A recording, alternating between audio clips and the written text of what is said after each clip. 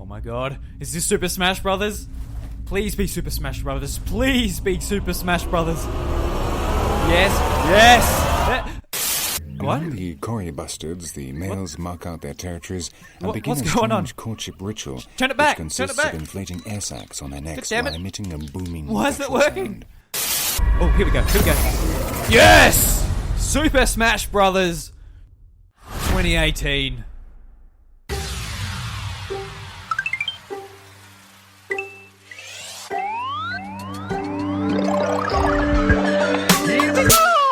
What's up, everybody? Welcome to the House of Mario, episode 33. I'm your host, Drew Agnew, and joining me, as always, is my flamboyant co-host, Bryce. Bryce DeWitt. I got you with that one. I was thinking about that one throughout the day. I'm like, he'll appreciate that. Alright, okay. We'll go with flamboyant. And joining us also is a very special guest, Luke. How do you pronounce your last name again? Sorry. It's Luke Van Eed, or I'm also known in other places L Van Eed or Lemonade. Lemonade, yeah. That's what I was referring to you as to Bryce. Because I'm always butchering people's last names, so now I don't even bother. Yeah, he's not lying. Unless it's Smith.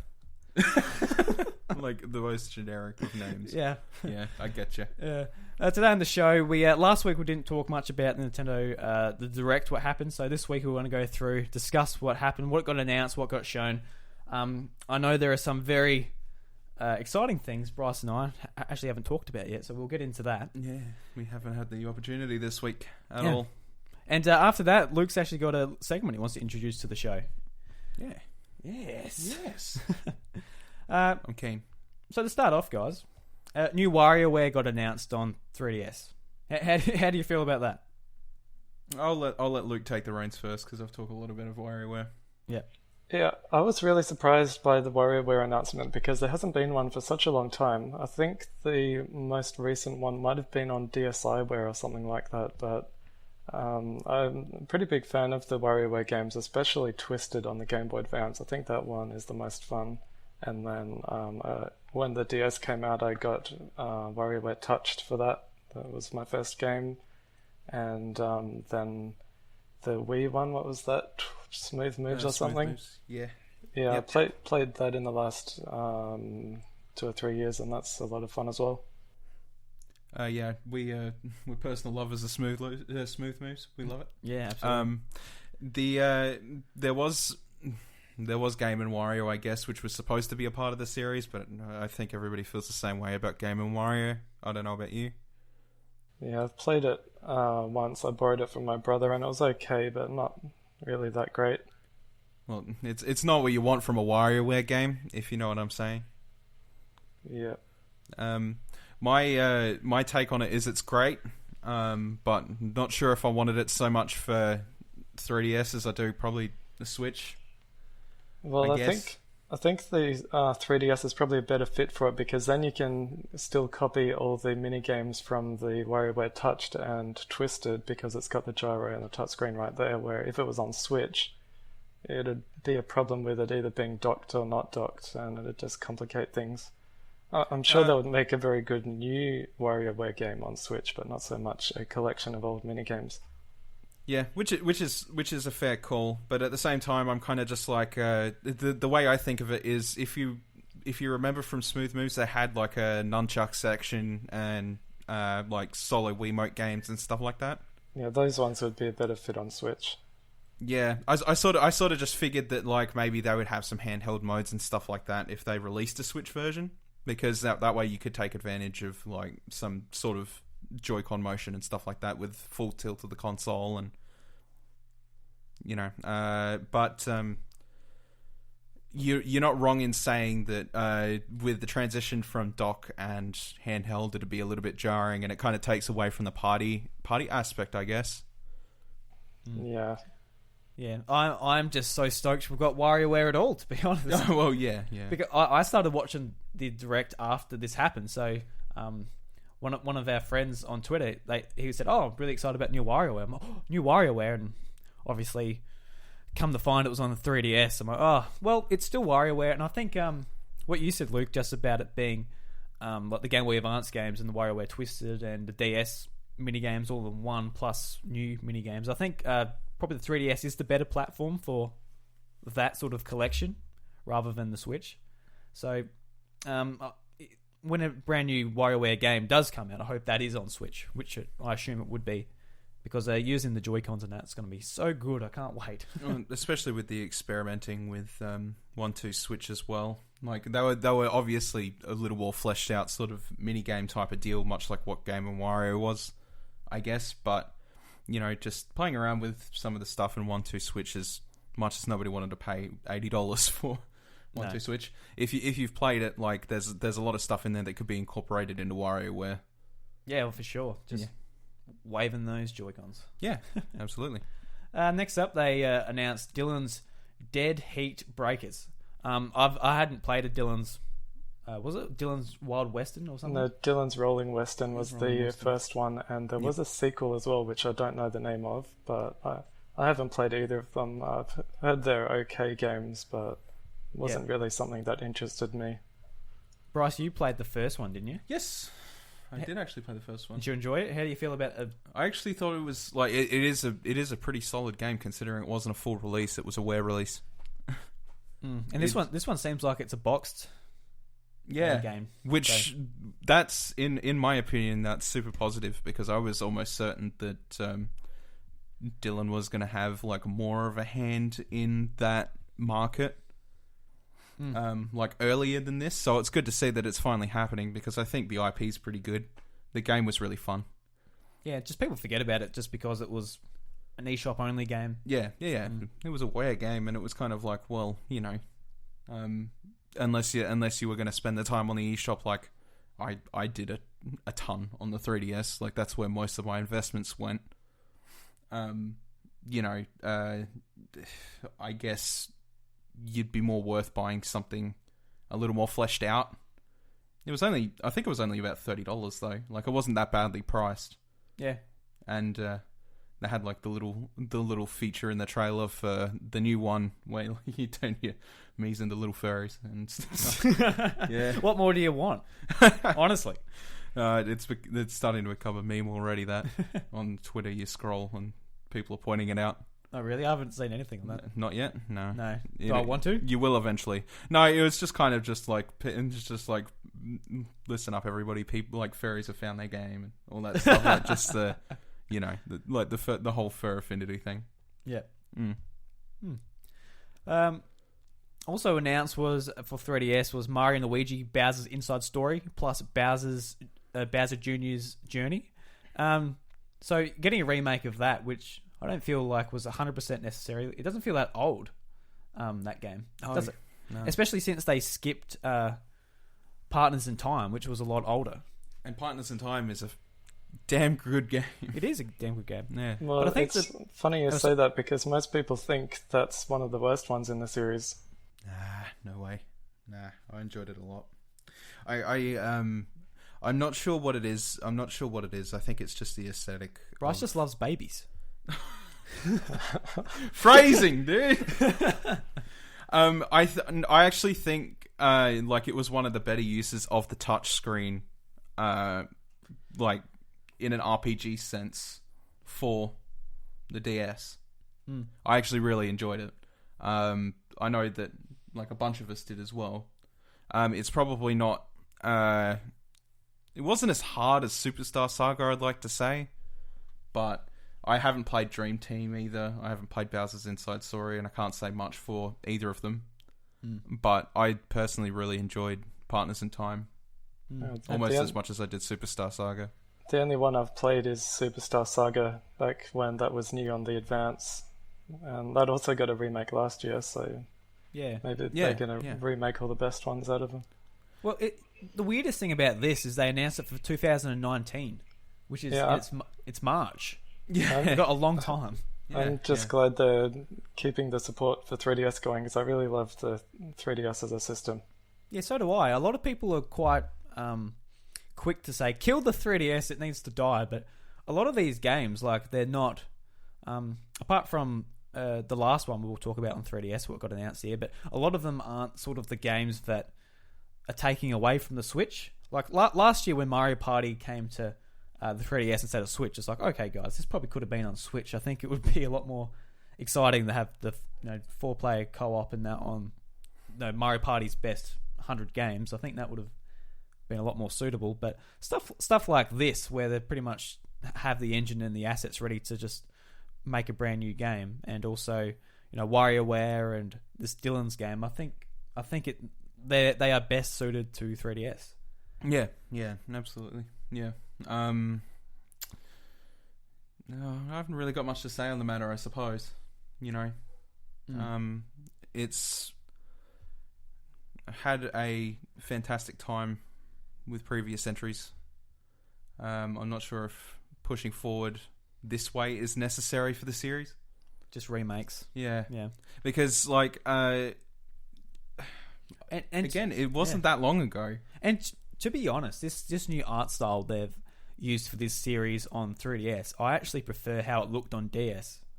Yeah. I don't know about you guys, but sort of the more 3D-ish look, I think it looks worse. Yeah. I don't. Yeah, I can't argue with that. Yeah. What do you think, Luke? Well, it's not a game I'm very interested in playing either, so I'm not really bothered by it. Yeah, fair enough. I think, it's just interesting that 3DS is going to be still alive in 2019. I think that's all they were trying to say with that game. Yeah, well, yeah. So it's like, don't throw away your 2DS yet, young Jimmy who got it for Christmas. Cheese wedge. Yeah. Mm-hmm. Well, you got a big cheese wedge now. No, I just realised the 2DS XL with that at the top, it's like a cheese grater. Oh, yeah. Anyway, we'll move on from that. Detective Pikachu comes out March 23rd. We already knew pretty much about this game, just they've shown off a bit more, I think. I'm keen for this game. I think I'm not that keen to play it. I'm just keen to sort of see the cutscenes and I can't wait for this. I've got it pre-ordered with the amiibo and everything. I've been paying attention to the news for it since it was first released in Japan, and I was really hoping that they were going to make an English version of it, and they eventually have, which I was very happy about. Because it is episodic over in Japan, wasn't it, this game? Yeah, there was the original episode, and then I think the second episode just came out recently, and then that's probably why they bothered to bring it over here as well. Yep. Actually, I'm curious, because I was interested in the amiibo as well. How much does the big Pikachu amiibo cost? It's expensive for an amiibo. I think $40 or something. $40, yep. It's about how much the Yarn Yoshi was, I think. Yeah, that sounds about right. The big one was $60. 60, yeah. Like the big one, yeah. Oh wow, yeah. Expensive amiibo, but gotta have them. Yeah, oh, you have to.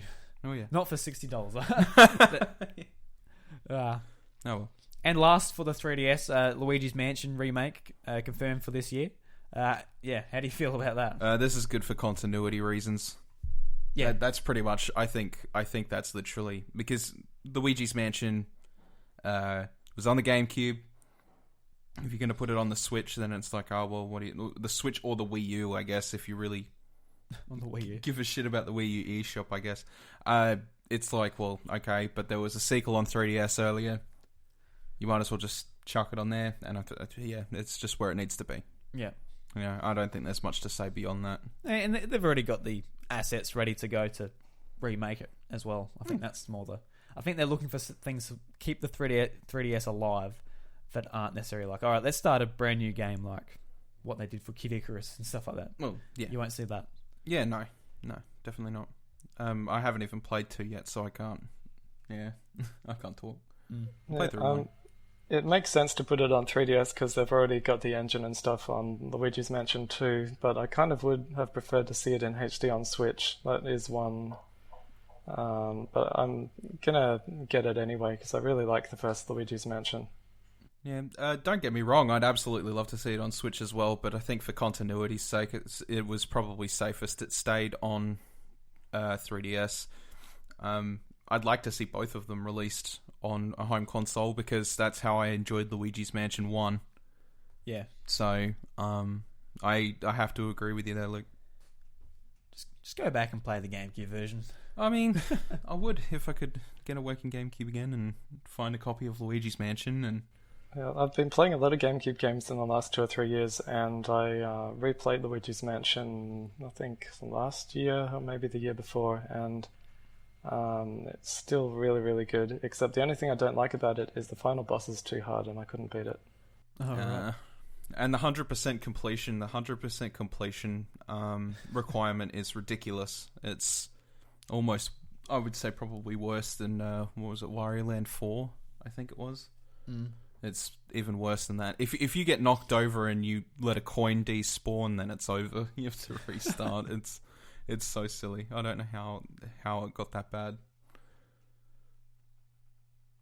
Not sure at all.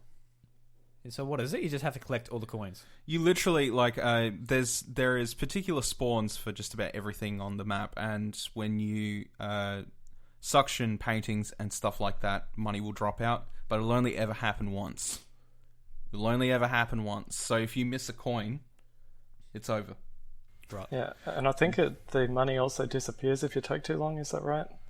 Yeah. It's not even a long timer either. Like, so if you're in a room full of ghosts and you happen to tag a painting with a vacuum, or tag a couch or something with a vacuum, and a piece of money comes out, you have to get on that as soon as possible. Otherwise, you're going to lose it, and then you have to start again. And there is actually bonuses for 100%ing it. Did you get it? Hell no. Okay. I'm not making that much effort. I would have to restart that game so many times. You pretty much have to be perfect at that game. Perfect. Right. Let's move on to the Switch game. So we've got more information on Kirby Star Allies. So you've got a few extra characters. Cool. Looks alright. The game looks pretty good. It comes out the week of we're recording this episode. I'm keen to play it. I'm not keen to pay $80, but we'll see. Did you try the demo? Yeah, I did. I've played the demo a couple of times. Yeah. Fun? Yeah. Really enjoyed it. Unfortunately, I haven't played it. I need to. I've got no room on my Switch at the moment. It's a real issue. Yeah, I mean, I feel like you get 3 other companions, and I feel like the screen's that cluttered just with that many people jumping around. And I'm just like, go away! I just want to play the game. I can't really see. So I'm pretty new to the Kirby series. The first game I played all the way through was Robobot on 3DS. So I would have kind of preferred if the Star Allies was a single-player game like that one, but I was impressed by the demo, and I do plan on buying it at some point. Yeah, it looks beautiful as well. Like, it really surprised me how nice it looks. I have said it before, the general rule with games like Kirby and Yoshi is not for $80 for me anymore. They're great games and all that nice stuff, but it is continuing to look better and better as it goes on. You know what I mean? More appealing to the wallet, but at the same time, I'm still kind of just like, there's other things I can buy still. Yeah. Like Hold My Horses. Hold up, boy. Because the chances are it's only going to be like an 8-hour game. It could be even less. You never know. Yeah. And then you pretty much just, the only reason you'd be going back is, couch co-op. I think it's definitely a game to get your money's worth. You need people your who want to partner play or it. your kid or someone to be like, yes, let's play Kirby tonight. And take your time with it, have some fun. But for people who are really wanting to invest in a new Kirby game, like, you could easily just go back to other old Kirby games and have just as much fun, like Nightmare and Dreamland. Yeah, because that game you just said, Luke, Planet Robobot, that was an awesome Kirby game. That was heaps of fun. I love that one. Yeah, it was. Yeah. Oh, good old Kirby. The bane of not being able to spend $80 on it without feeling like I've wasted my money. It's a lot of money. Like, it is a lot of money. How many 2D platformers can you buy on Switch with $80? A lot. Like, you can buy a lot. You can buy like Cave Story, Celeste. You can get like heaps of good games for that money. So yeah, I don't know. I want to play it so I can sort of talk about it, but we'll get around to it. We will get around to it. Yeah. Next up, Akami HD. This was actually one of my favourite announcements of the whole show. When I seen this, I was like, yes. No. I'm going to get it on Switch. I'm going to play through it. This is going to be my 4th time buying it. Really? 4th. Yeah, really. I got it on Wii. Then it came out on PS3. So I'm like, oh well, I'll get the HD version because it's a stunning game. Then it came out on PS4, and I bought that about Christmas time because I'm like, well, I'm going to play through it on PS4. I never actually touched it on PS4, which sucks.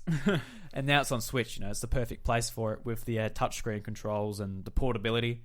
So and the Joy-Con controls on TV. On TV, They yeah, look alright too. yeah, it should be good. Yeah, I've never personally touched Okami. Yeah, I've heard it's a good game, but I've never played it. Yeah, This might be the place to play it. I mean, and that's probably the case. That's probably what's going to happen. But I always expressed interest. It always looked good, but I don't know. Very Zelda-esque game. Yeah. Yeah. It It actually it beat Twilight Princess for Game of the Year the year it came out on for IGN's Game of the Year. Oh well. Yeah. So regardless of how you feel about Twilight Princess, that's something. Yeah. Well, how you beats out a Zelda game? Yeah. I don't like the Wii version of Twilight Princess, but the GameCube and Wii versions are very good. I only played it on Wii, so I Well, imagine that's if I went back probably why now. you didn't like it. No, I loved it. I didn't. Yeah. I absolutely loved Twilight Princess. It's probably. I've always said it was my favorite Zelda game until Breath of the Wild. So Yeah. Going back, I think going back it would just be weird. I think just shaking the Wiimote. Yeah. Absolutely. But I was playing the GameCube version the other day. And I'm like, it is weird how it's just flipped. Yeah. You're just going towards the starting lake, and it's just on the other side. You're like, oh yeah, right. Going the completely wrong direction. Yeah. Yeah. Based on your memory. Good old Twilight Princess. Mm-hmm. Sushi Striker, that's coming out for Switch and 3DS. This was it was announced last year at E3. Sushi Striker just for It was too. 3DS, if you remember that. Yeah. It was one of the one more things like Metroid was, and Well, have a look at Sushido. so it looks fun. I don't really know anything about it, to be honest. Just a puzzle game, I think. Puzzle game, You know, like Puyo Puyo type puzzle game. Yeah. Which is gonna sell like crazy in Japan, probably. It kind of looks like a match 3 puzzle game, except the pieces are sliding across horizontally and you have to do something. I don't fully understand how the game works, but it does look pretty fun and I will buy it. I'm just not sure if I want it on Switch or 3DS yet. I think it'll probably perform better on 3DS. What sales was? Well, yeah, maybe. Don't know. I don't know. It sounds like a great game for like take the Joy-Cons off, like Puro Puro Tetris was. Sounds like perfect thing for that. Yeah, maybe. I don't know. I just think it's one of those things that work well with ultra portability because Yeah. it's a puzzle game. That's what people are playing on their phones and stuff nowadays. Do you know what I mean? Yeah. It's like stuff like Bejeweled and all that. What a gem. Oh my god. Uh, I don't know if I should slap you for that one or let you off. Octopath Traveler got a release date for July 13th, and that game looks great. Mm-hmm. I actually didn't. I was watching the direct in the car while I was driving. I wasn't looking at it. No policeman arrest me after listening to this. But I didn't really catch that much about it. They were introducing a new character and showing off the special edition and gave it the release date. Did either of you play the demo? No, I didn't. In the end, I downloaded it. I had every intention to, but at the time, Mario Kart and Zelda kept on taking my attention. See, these games are right up my alley. I'm really big on RPGs. I love RPGs, but I actually didn't try it before it went away. Oh, it's gone, is it? No, it's still there. Still up Still there. Yeah. Okay, I thought it was only a limited thing. No, I'll have to play it then. I thought it was only out for like maybe a week. Yeah, because you're a big Final Fantasy fan, and you love Bravely Default, and Oh yeah, yeah, this is definitely up your alley. That's what I mean. It's like it's right up my alley. But like I said, I'm having storage problems with my Switch. Yeah. You know what I mean? I've got a couple games that really I should have physical. Oh, well, you have to save that $80 from Kirby to buy an SD card. Yeah, that's even harder to buy, isn't it? You just like because you're like, oh my god, this is just a store data. I'm not even buying any. Yeah, I think that game is coming out physically though. At least there's a collector's edition that comes with it. Yeah. I mean, I will buy it physically, but I haven't made the room on my console to play the demo yet. Yeah, because it's a whole lot of moving stuff around. I think I've only got like 2 gig free now. I might be able to download it now, but I had to archive a bunch of my software just to free up some room for updates. Like it was that full. It's pretty awful. Are you excited for the game, Luke? I tried the demo, but turn-based RPGs are really not my thing, so I played a little bit of it and then quit because I wasn't into it. Yeah. It does look very nice with the art style and everything, and I'm sure it'll be good for people who like that sort of game, but it's not for me. I think it's the most appealing part about it, to be honest. The world does look very pretty, and the way it's presented is very pretty. But like most RPGs, it's sort of really just your standard thing, your standard ordeal. You get a cast of characters and, you know, mess around with their classes, find out what you like best in a team, and yeah. All right, do your own thing.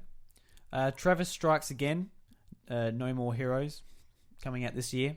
So that looks pretty cool. So it's not like a sequel to No More Heroes, but it's more of like a spin-off.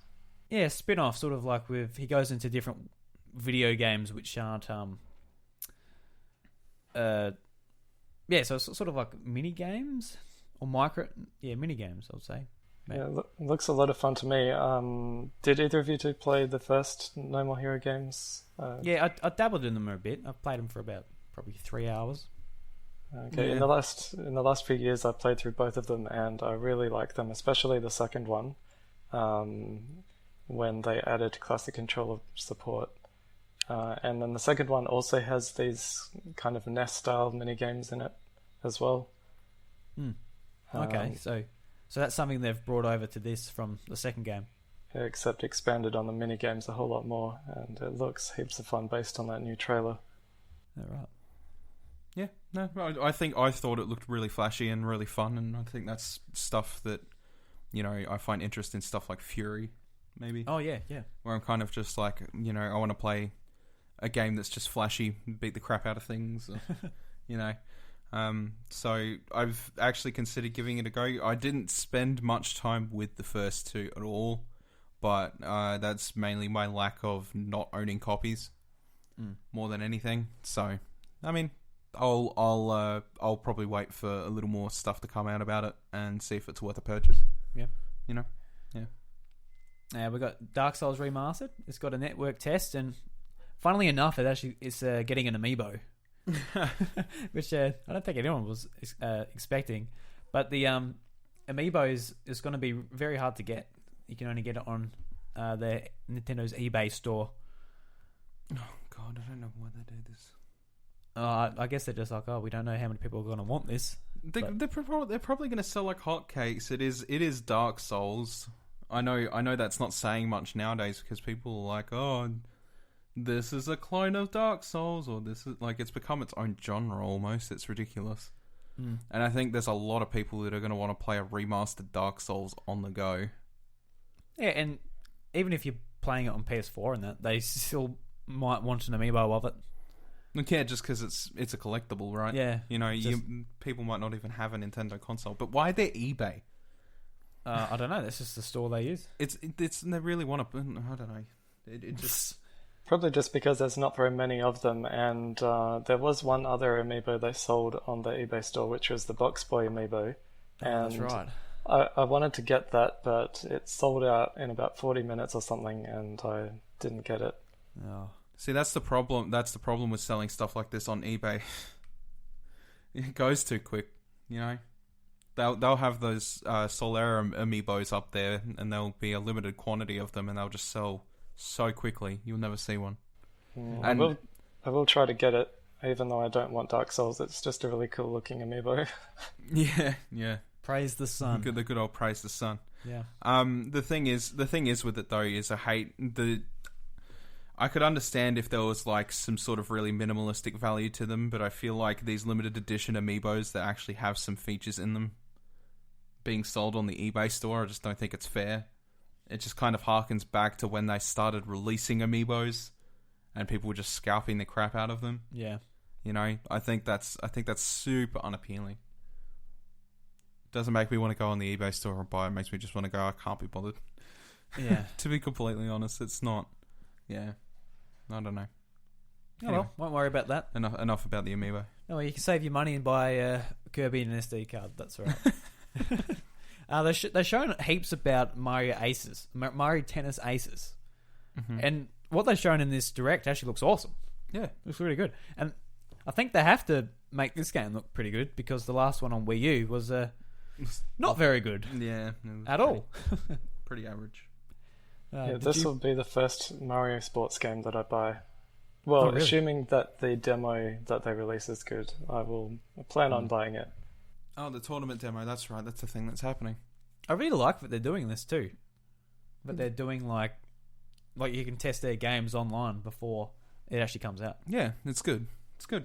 I was interested when it was first announced. What was it, in January? Yeah, something like that. A January Direct. I looked at it and I thought, hey, Mario Tennis actually looks really good this time around. Yeah. And I've not bought a Mario sports game in a very long time. The last time I bought a Mario sports game was Strikers, pre-owned for Wii, maybe about 2 years ago. And I already had plenty of experience with Strikers before that.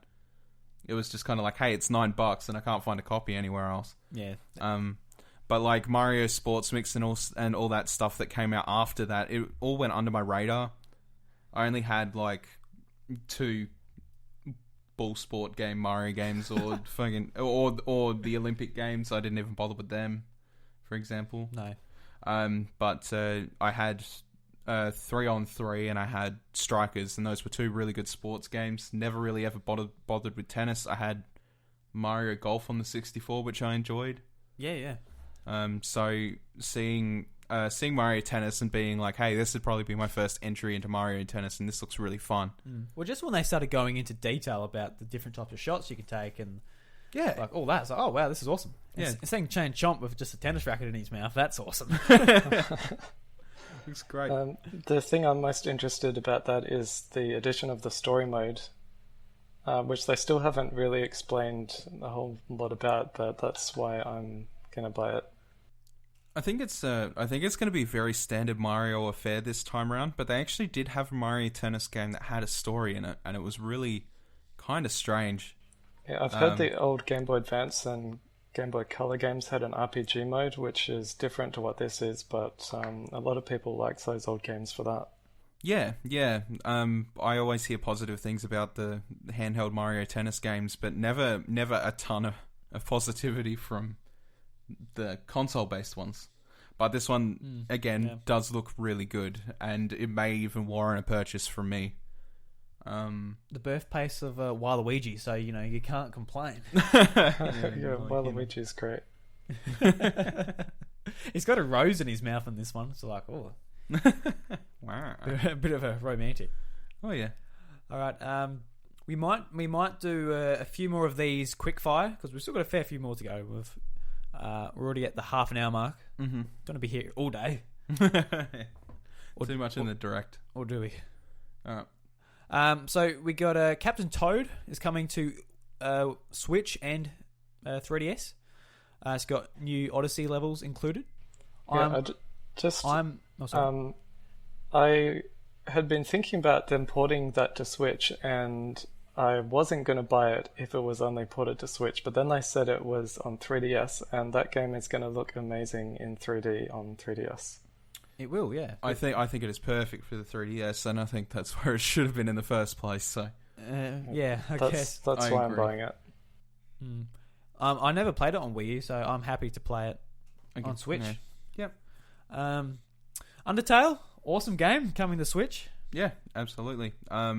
With the PS4 and Vita releases, it was kind of like, oh, what about the Switch? And I guess got listened to. Had its own funny little pun trailer. Yeah, because like all you talked to me about probably the year after this game came out, like you got to play Undertale, you got to play Undertale, you got to play Undertale. When it came out in Vita, bought it there, and I really liked it. It's a good game. Yeah. It's a good RPG. It's short. It gets to the point really quickly, and it's got a lovable cast. That's all you really need to know about it. If you haven't played Undertale, you get the opportunity to play it on Switch, and that's all I'm going to say about it. We got Little Nightmares. So this was a puzzle former game. It's like, had you seen it before this? Yes. Trailer? Yeah. It's just such a gross looking game, isn't it? Well, it's artistically horror. Yeah. Looks interesting. I might get it. I might wait for reviews though. I mean, there's already reviews out for it. Yeah, there's reviews. It got decent reviews. It's been out for a long time now. I think it's actually been out for about 8 to 10 months. Yeah, they only just added. I think the second campaign was just added not that long ago. So the Switch version will be the complete edition. It is weird because it's got amiibo support where you can scan in your Pac-Man amiibo and you get a little Pac-Man face on your character, which is really out of place. really out of place, but I guess it works. I've got the Pac-Man amiibo, so I'll be able to use that. Yeah, perfect. Just it actually might take some of the scariness out of the game. maybe a little bit. Yeah. This is another port I'm really excited for. South Park: The Fractured But Whole is coming out April 24th, which that's a game that came out on consoles last year. I'm like, I really want this on Switch because it's an RPG. It's an RPG. Yeah. It's not a long RPG, but no, it's still one of those nice things just to have in your hand. I think it's a good. I just think it's a good move having it on Switch in general for the sake of expanding their age market. Oh yeah, like it's a R-rated game. Yeah, it's an R18 game. Yeah. Which is you wouldn't have seen that on Wii U, I don't think. No.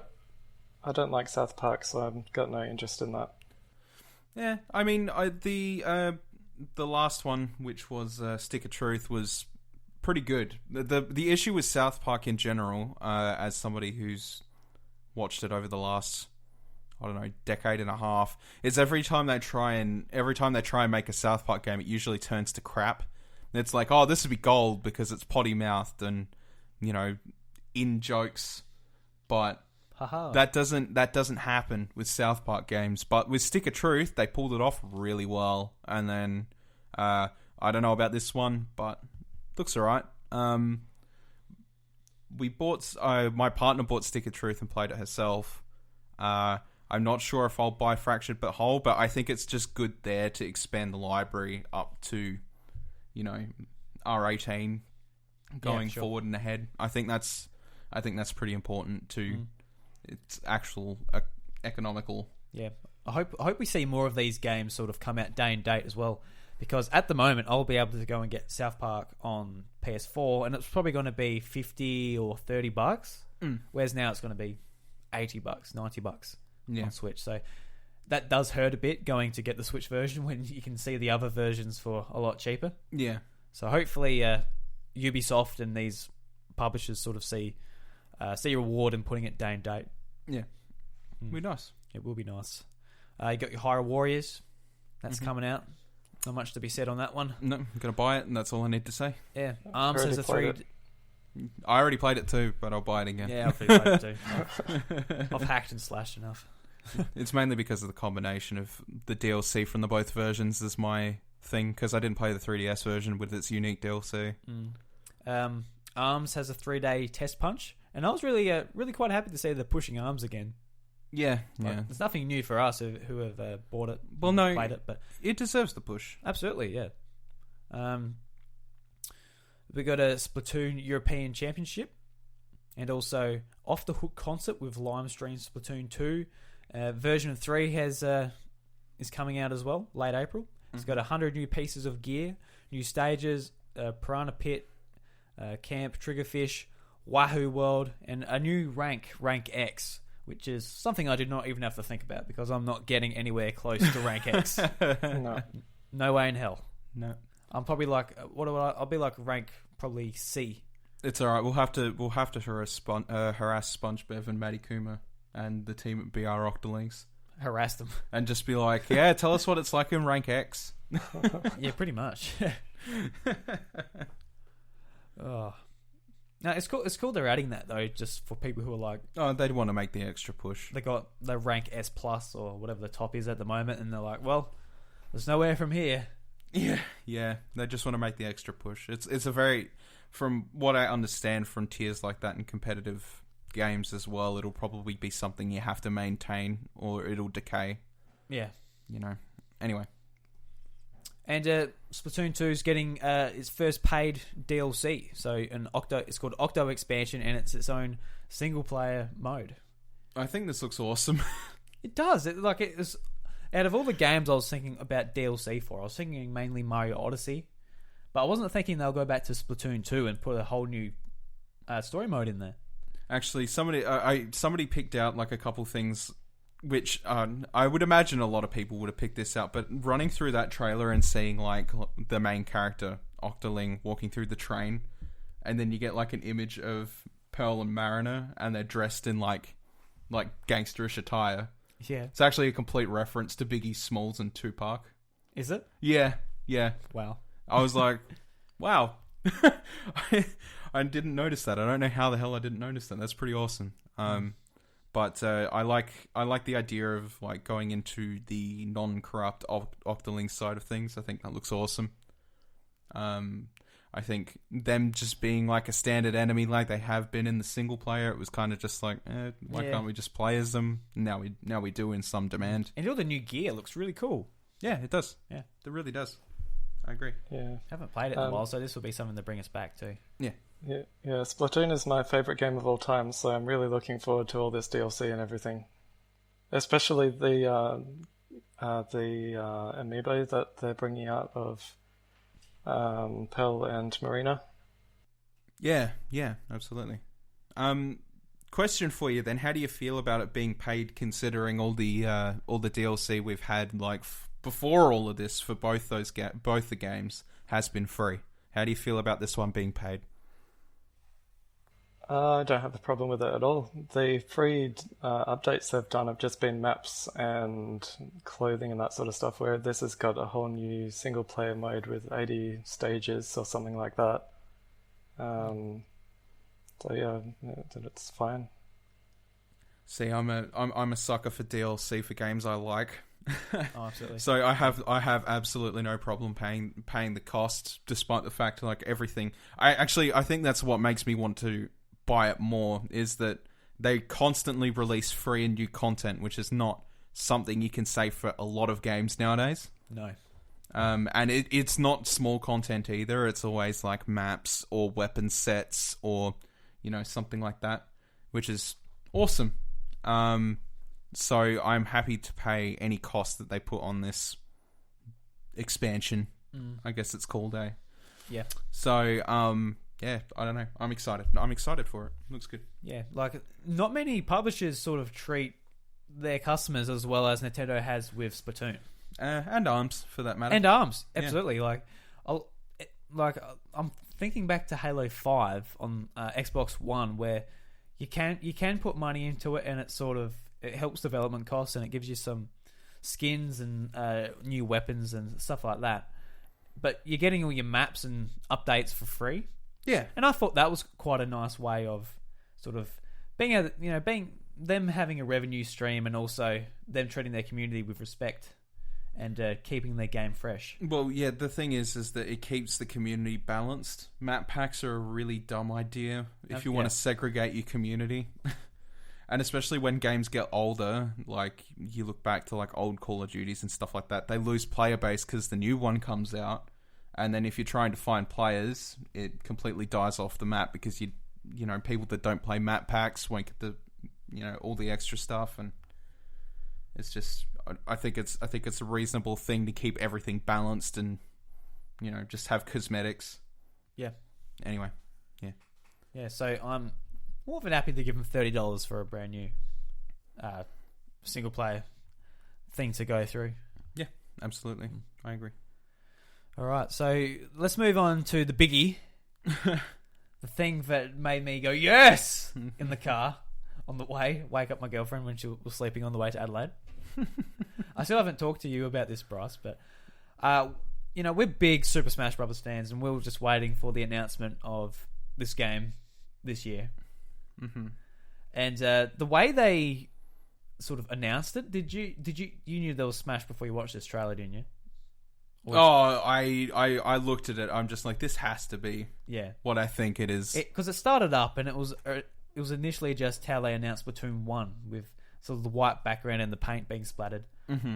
And I've heard some videos and podcasts, people going, "Oh, I didn't know what it was. It was why are they doing more Splatoon?" So as soon as it started, I was like, oh my god, is this Smash? Yeah. Is this Smash? And then just the way it went slow-mo past the inkling when it was jumping out the ink. I'm like, oh my god.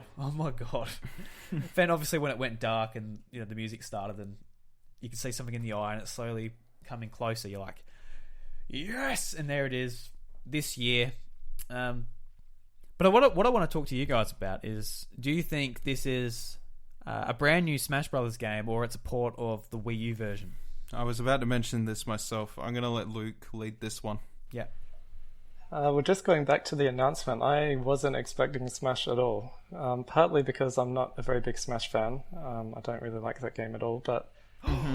Gasp. The announcement was just very surprising. But yeah, the actual game, I think... there's been a lot of talk about if it's going to be a new game or a port. I think it is going to be a new game, but more like Splatoon 2, how it's a new game, but it's so close to the first game, it might as well be a port. So it'll be new, but very similar to the Wii U game, I think. Before I leave you off on that, how do you feel about Splatoon representation, though? That was extremely expected, and I'm also expecting Ribbon Girl and Springman to be the next characters announced for it. I hope so. Yeah, so do I. Yeah. But yeah, Splatoon characters had to be in Smash because it's extremely popular in Japan, especially, and everywhere else. Yeah, absolutely. I'm conflicted because I pretty much have the same opinion as you, Luke. I really do. I honestly think that it's going to be essentially enhanced Smash 4. I think that's going to be the case. The concern I do have for it, though, and this is my confliction, is that obviously, if you played any Smash 4 or you ever kept up with Nintendo news, you knew that Smash 4 just absolutely dealt it on third-party characters. They had stuff like Cloud, Pac-Man, Mega Man, Ryu. Just over that push of Smash being out, they had all these licenses acquired. They were invested back into that game. I have a feeling that all that's said and done, their licensing for putting that stuff in Smash is gone, and that they're going to have to remove all these characters again. Yeah. That we won't be seeing them. Which sucks because a lot of those characters probably would have taken a lot to get in there, let alone on the Wii U. Yeah. On the Wii U version of Smash. Even though I don't like the game very much, I do really like all the hype around Smash and all the character reveals and that sort of thing. So it is going to be very exciting over the next few months until E3, and E3 especially when they slowly reveal new characters. Yeah. Well, I don't know how many new characters we'll get. I think it won't be like Brawl to the Wii U version where we got like almost 20 more characters in the end. It won't be like that, but I think we'll get a good handful. We'll get sort of ones from new Nintendo IP like ARMS and Splatoon, like we said, and hopefully we don't lose those DLC characters and Pac-Man and Mega Man who were introduced. Because it sucks we lost Snake from Brawl, but yeah. But losing that many will hopefully I think they might have had enough vision to see that Smash will be coming to the next console earlier than it come from Brawl to Wii U. So hopefully they look at that and go, we're not going to make this just for 1 year to put in this game. Hopefully they say, all right, we're going to have this is going to be ported or moved to next console in 4 or 5 years. Hopefully they see that and we don't lose them. Yeah, I'm hoping that's the case, but with those big names, it's hard to tell. Like you think about Street Fighter's still prominent. They had their own. They had another game released more than recently, I guess. Maybe number 5 last year, I believe. No, not last year. Last year, or year before. Year before, I think. Maybe. Yeah. Yeah, and that started off really slow. Yeah. That started off really slow, and then it pushed on, and it's looking more of a full release now, and it's their main focus for a competitive title. Yeah. You've got stuff like Final Fantasy VII Remake, which we should be seeing the first episode of that remake this year. First episode. It's the same thing with Kingdom Hearts. And you never know when you're going to get your game type of thing. I think maybe if that's the case, maybe they'll continue to try and push these characters into these games. They're like, here, have them, and keep going and working with them. But if anything in the past has been any indication with what happened with Snake and stuff like that, I think these characters will be gone. And I'm not sure. I want them to be there, but especially if it's only an enhanced port of Smash 4. Yeah. All the assets are there. This is one of those things where all the assets are there, the engine's there. They can just reuse that, and they've got all their stuff, ready to go. So yeah, just sort of do what they give it the Mario Kart 8 treatment. Polish it up, change a few mechanics like they did with the double items, and they added in an extra boost and stuff in Mario Kart 8. So do that to sort of the engine, but then add in like Smash Tour. You can get rid of that, because I never played that. It wasn't fun. Mm-hmm. Put in a story mode. Put in Smash Run into it, because that was a great mode on 3DS. Mm-hmm. Yeah. Put in new characters, new stages, just sort of fill it up more, and that's a massive game already. Mm-hmm.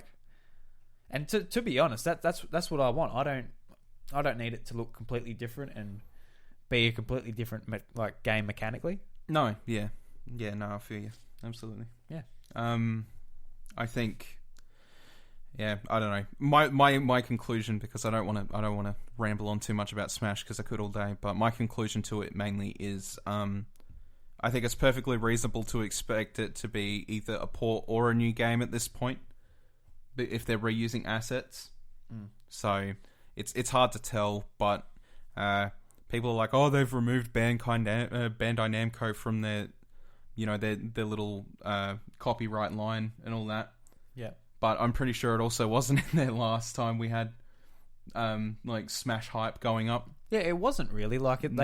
They sort of they didn't treat them as developers of the game. They're more or less just contractors in Nintendo. Yeah, exactly. That's how they sort of treated them, and their name was there because Pac-Man was represented in the game, much like Capcom was for Mega Man. And yeah. And then you had I don't know, that just people trying to pick out things. They're like, oh, look, the logo looks different. I'm like, it does. It does look different. Congratulations. I'm not sure that it means that warrants a sequel. It's like Smash 5, new logo included. It's the exact same game as Smash 4. It's just got a new logo. Right. Don't know. We'll find out. We'll find out. I'm going to be pretty happy either way. Mm-hmm. To be honest, I'm just happy for a new Smash Bros game. Yeah, absolutely. All right, so that's all the tidbits from the Direct done. Mm-hmm. So yeah, Luke, you had a segment you wanted to bring to the show this week. Yeah, that's right, and it is Mystery. So this is a segment that I've copied from another really good podcast that you should all go and listen to, called Talk Nintendo Podcast, over at Nintendo World Report. Oh yes, I know Nintendo World Report. I enjoy their podcast too. Yeah, they've got lots. The way it works is I have a game sitting here, and you have to try and work out what it is. There are a few rules. You can only ask up to 15 questions that can be answered with yes or no. The game I've chosen is on a Nintendo system that's no longer supported, so not 3DS or Switch. And I will also give a hint after the 5th, 10th, and 15th questions. The mystery ends when you've either correctly guessed the game or after the final hint. And then once the game has been revealed, I have a bit of interesting history about it, and I'm hoping you've played it so we can talk about it a bit. Okay. All right. So, just before we start, is the Wii U still a supported system? Because games are still coming out on that. Well, I said not 3DS or Switch, so it is possible that it is a Wii U game. Oh, damn, I'm trying to get a free question. Yeah, you almost did. All right, I'll start off.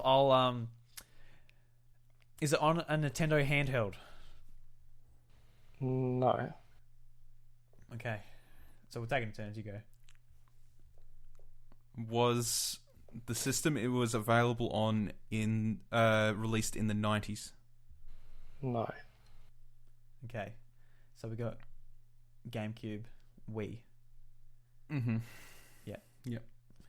Or Wii U. Or Wii, apparently. Okay. Or Wii U. Alright, your turn. Is this game a Mario game? Nope, it's not. Is this game an officially licensed Nintendo game? Officially licensed, meaning what exactly? Is it Nintendo developed? It's not developed by Nintendo. Okay. Jeez. Is this game developed by a Japanese developer? I don't think so. Just hang on a second. Just get your Wikipedia going. Just double check. At the moment, Luke is. I've got my competitive. Oh look, I've got my competitive face on. I don't want to lose this. I want facts. No, it's not a Japanese developer. It wasn't. Okay. And that was the fifth question. So the first hint is on the back of the box. It says bringing multiplayer back to its roots. Multiplayer back to its roots. I can think of many games that would say that. Yeah. So,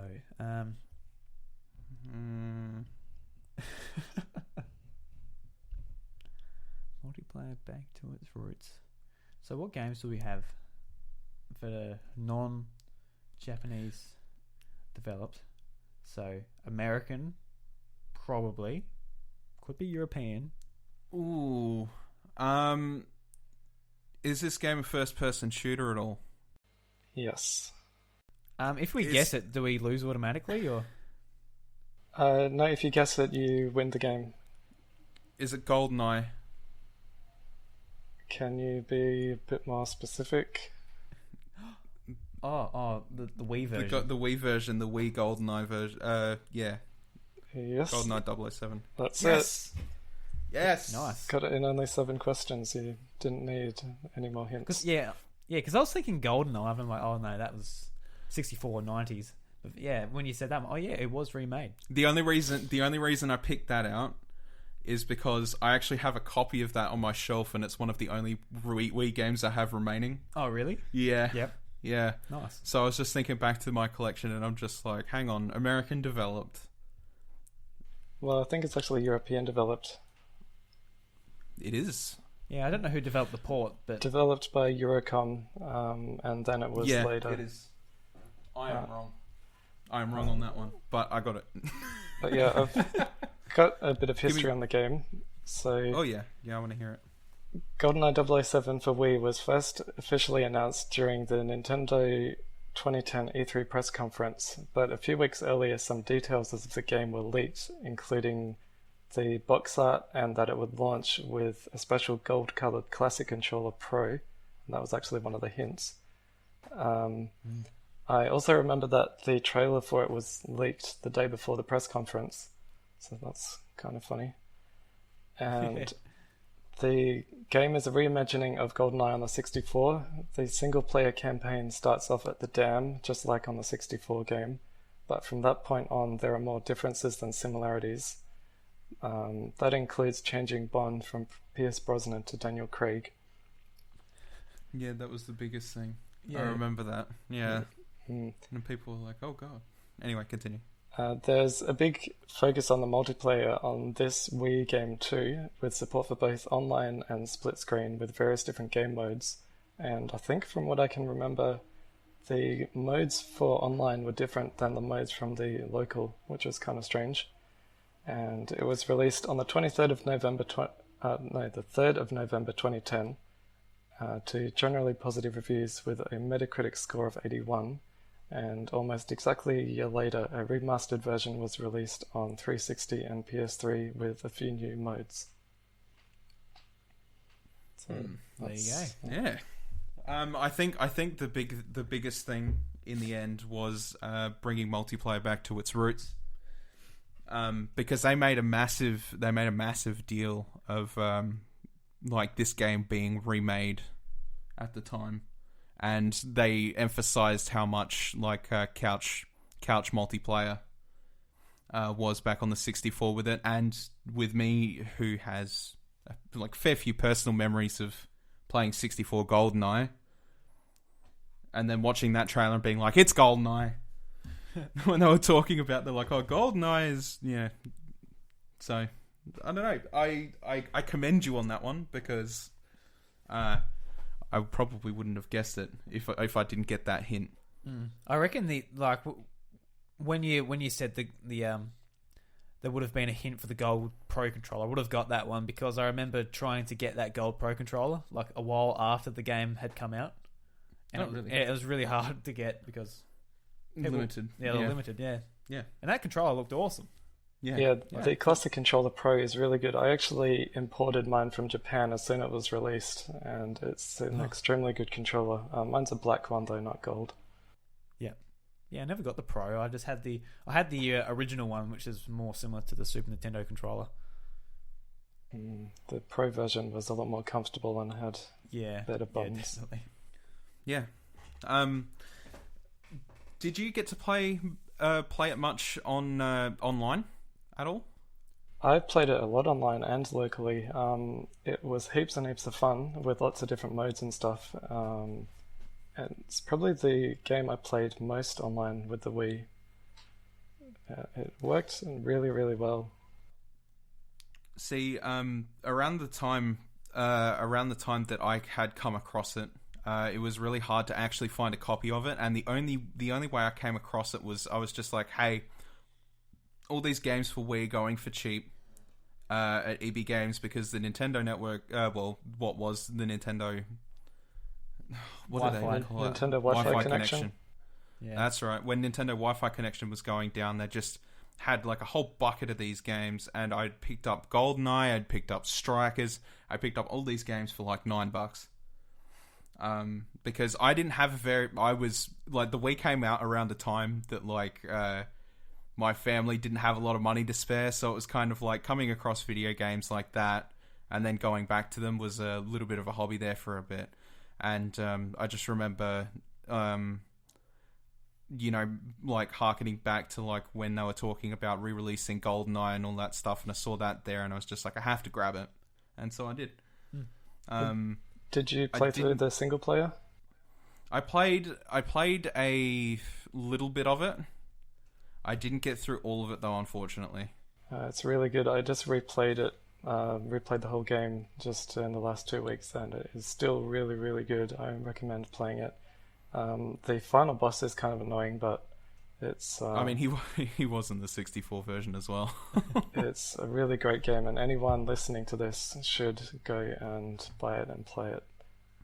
Yeah, it's super cheap now if you can find it too, I think. Like, if you check local EB Games and stuff, because scalpers that sometimes don't get their hands on those little things. Actually, I'm always looking at EB Games or secondhand places for like decent Wii games and GameCube games and that, and I can't find anything anymore. It's all just it's all shovelware. It's all the shovelware now. Yeah. If you look carefully enough, though, sometimes you'll find something nice. Like when I picked up a couple of those couple of Wii games, I was just like, sweet, that's stuff I probably won't find in a year or two. Yeah, no, that was great back then. That was like the start of the Wii U too. Oh yeah, now it's all gone. Yeah. I think EB are trying to get rid of all their Wii games, but you still sometimes find some good stuff. Like a few weeks ago, I found House of the Dead Overkill the Conduit and Mad World. So I got that set, which they were having a sale where you buy one and you get 2 free. So That's really awesome. That is really awesome. Three pretty good games too. Yeah. I can only find Guitar Hero Wii Fit, Carnival Party or Carnival Festival or whatever it was called. Mm-hmm. Yeah. Yeah, that's mostly what's left, but sometimes you find something good. Yeah. Yeah. You kind of just got to keep your eyes peeled because you never know when you will find that one thing. Yeah, I'm always looking like on Buy Swap and Sell, a local Buy Swap and Sell, and people are like, oh yeah, selling my Wii, $200 comes with all the fucking shit you do not want. Yeah. Wii accessories. Pick up, please. Yeah. Yeah, sometimes you find some good stuff though. Last night I saw a PlayStation 2 with, I think it was like 32 games, a controller, 2 memory cards for $40. Oh, nice. Yeah, I was like, I want to buy that, but I know I can't this week, so I'm gonna have to miss out on it. Like, damn it. Just don't eat for 4 days. Yeah, no, I have every intent of going back to it, but the issue is I have to play it on my Wii U, which is unfortunately a bit of a dust collector sometimes. Where's your Wii? My Wii. I have not had my Wii for a while, unfortunately. Oh. My Wii is it's been through moving blues. You're right. Moving blues. It's not looking into nice shape. Okay. Unfortunately, even though you can pick one up for, I think you can pick up a Wii for about $40 now. Yeah, that's right. Mm-hmm. Very cheap. But well, I'll crack it out on the Wii U. I have been meaning to, because I did love GoldenEye 64 as a kid, whether it was multiplayer or single player, and that's the reason I picked it up. And I was like, hey, I'm going to buy this because I hear it's good. And then I played a little bit of it. I enjoyed what I played of it. The dam was really nostalgic. I loved going through that dam again because I can't count how many times I went through that as a kid. Yeah. And when I was like 5 years old. The dam stage, the very opening is exactly the same as the 64 game, so it is very nostalgic when you play it for the first time. Oh yeah. It absolutely got me. And like there's two alternate paths to that level to finishing it. So if I remember correctly, I tried to do it. I think I was on like normal difficulty when I was a kid, and I couldn't get through it. So it was my goal to like do it on the hardest difficulty, the longer path, which was inside the dam, and you had to get to the end of it. Just set off a bomb, I think it was, because you could either just go jump off the dam, or you could set off a bomb in the dam first, I think it was, and then go jump. Yeah, Jump boy. The 64 game was very innovative with at the time with all the different objectives and difficulties that it had. Mm-hmm. Yeah. I struggled with it. I struggled with it as a kid, but I also had clarity issues with that game because it wasn't very clear, and I picked up GoldenEye on the Wii thinking that I'd probably have a smoother time in general, being with, like, obviously I'm older now and can understand stuff a little bit better. I'd want to fucking hope so. The Wii version is I've got such a huge bucket list, but it's definitely on there to play. So I really need to get ahead and do that now that you've mentioned it, and I've actually heard from somebody that it's worth playing. Yeah, to the end. Well, if you literally have it sitting on your shelf, you may as well. Well, you know, I can say that about several games that I've got sitting on my shelf that I haven't touched too.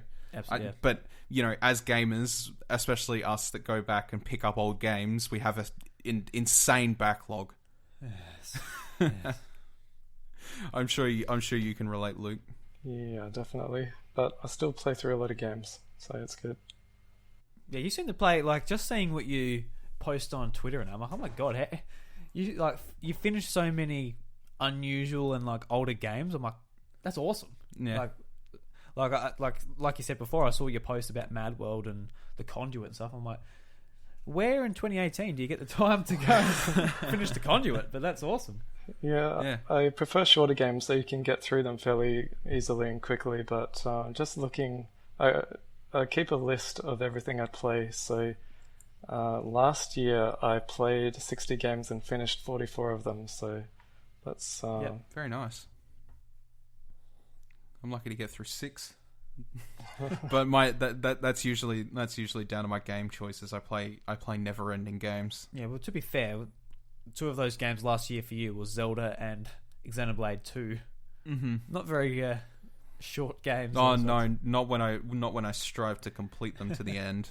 Last episode, I was talking with Seamus, and we were saying how, like about this half of the year for Switch. It doesn't matter that there's not so much coming out because you didn't finish what came out last year.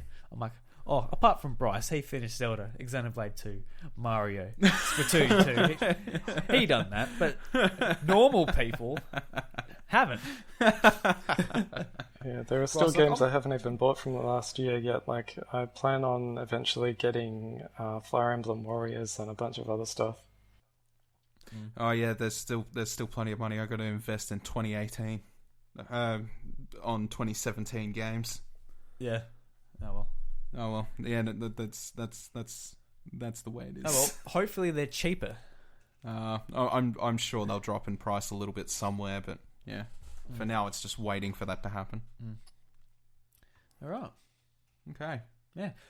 Luke, thank you very much for joining us on the House of Mario this week. Thank you for bringing this segment to the show too. That was fun. Yeah, that was fun. Yeah. It's been very good to be here. Thanks for having me. Yeah, absolutely. If you ever feel like talking your mouth about some Nintendo things, feel more than free to come back on. Yeah. Mm-hmm. Absolutely. Is there any plugs you'd like to leave with those who are listening? Probably just my Twitter, which is at ADEEELNV, or it might be easier to find that in the show notes if you can put it there. Yes, yep, it will be there. It will be. Bryce, where can they find you on the Bluebird? At Bryce DeWitt on Twitter. Yeah, and you can find me at iDruby, and you can find the House of Mario at the House of Mario on Twitter. And this podcast is a part of the 8-Bit Collective, a group of podcasters, more or less, who are together making content for your amusement. So go over to 8bit.net and see what they're all up to. See if you find anything you like. I'm sure you will. Mm-hmm.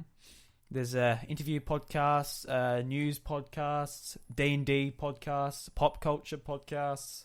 There's even WWE. There is even WWE.